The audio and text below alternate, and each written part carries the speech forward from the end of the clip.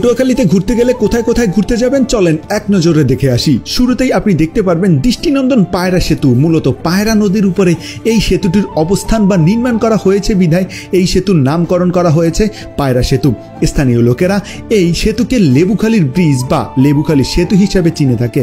সুন্দর দৃষ্টিনন্দন এই ব্রিজটি দেখার জন্য বিকেল থেকে রাত পর্যন্ত এখানে প্রচুর পরিমাণ মানুষের সমাগম ঘটে।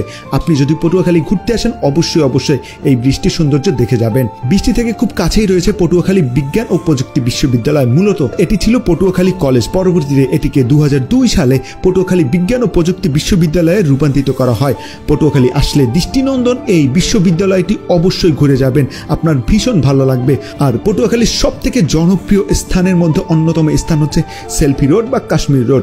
আর সেলফি রোডের পাশেই আপনি পেয়ে যাবেন বড় একটি রোড, সেই রোডের নাম হচ্ছে ঝাউবন রোড। আসলে এখানে আসলে আপনার ভালো লাগবেই, কারণ পটুয়াখালীর মধ্যে অন্যতম জনপ্রিয় স্থান হচ্ছে এটি। আর পাশেই রয়েছে শিশু পার্ক, যেটি শিশুদের বিনোদন কেন্দ্র হিসাবে খুবই জনপ্রিয়তা লাভ করেছে।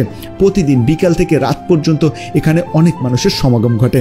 আর পটুয়াখালীবাসীর গর্ব করার মতো জায়গা হচ্ছে পায়রা তাপ এবং বিদ্যুৎ কেন্দ্র। বাহির থেকে দেখতে এটি ভীষণ পরিমাণ সুন্দর লাগে, যেটি দেখলে আপনার ভীষণ ভালো লাগবে।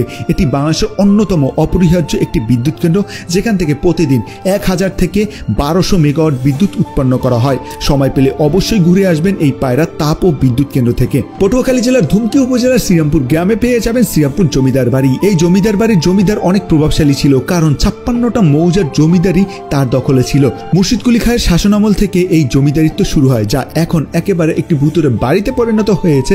আপনি অবশ্যই যদি পটুয়াখালীতে ঘুরতে আসেন ঘুরে যাবেন এই শ্রীরামপুর জমিদার বাড়ি থেকে। আর পটুয়াখালীর মির্জাপুর উপজেলায় পেয়ে যাবেন ঐতিহাসিক শাহী মসজিদ, যেটি বরিশাল বিভাগের প্রথম ইটের ভবন দিয়ে নির্মাণ করা হয়েছে।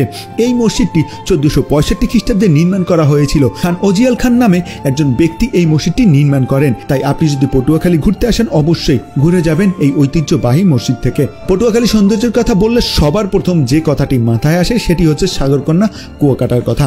আসলে এই কুয়াকাটার সৌন্দর্য যদি আপনি মিস করে যান তাহলে লাইফে অনেক বড় একটি সৌন্দর্য মিস করে যাবেন। তাই অবশ্যই সময় পেলে ঘুরে যাবেন এই সাগরকন্যা কুয়াকাটার বুক থেকে, কারণ সাগরের বুকে সূর্যোদয় এবং সূর্যাস্ত যদি আপনি দেখতে চান তাহলে অবশ্যই আসতে হবে আপনার এই কুয়াকাটাতে। তাই অবশ্যই সময় পেলে ঘুরে যাবেন এই সাগরকন্যা কুয়াকাটার বুক থেকে। আর এই কুয়াকাটা নিয়ে আমার আলাদা একটি ভিডিও আছে, অবশ্যই সেই ভিডিও দেখে গাইডলাইন সহকারে এখান থেকে ঘুরে যাবেন।